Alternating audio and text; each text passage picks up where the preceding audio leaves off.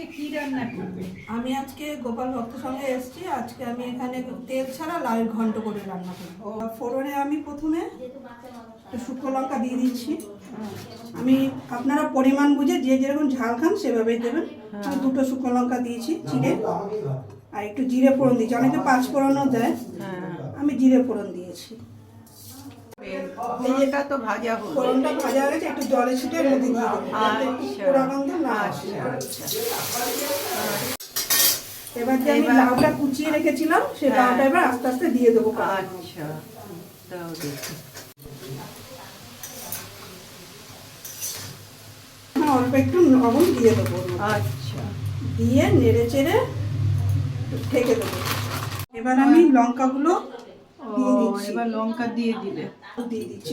আচ্ছা, আপনারা আপনাদের পরিমাণ বুঝে হলুদ দেবেন। আমি মিনিট 5 পরে আবার এই ঢাকনাটা তুলে দেখছি কতটুকু কি হলো। এবার তাহলে ডালটা আমি ছিটিয়ে দেবো।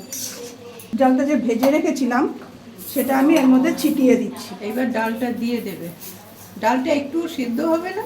হ্যাঁ, এই যেটুকু জল আছে জলে ভাপে ভাপে আবার হয়ে যাবে। আমি ডালটা দিয়ে আবার 3-4 মিনিটের জন্য রাখবো।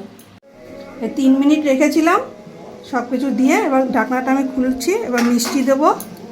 মিষ্টি দিয়ে 2-1 মিনিট নাড়াচাড়া করব, তারপরে নামিয়ে নেব। আপনারা মিষ্টি দিয়েও খেতে পারেন, না দিয়েও খেতে পারেন।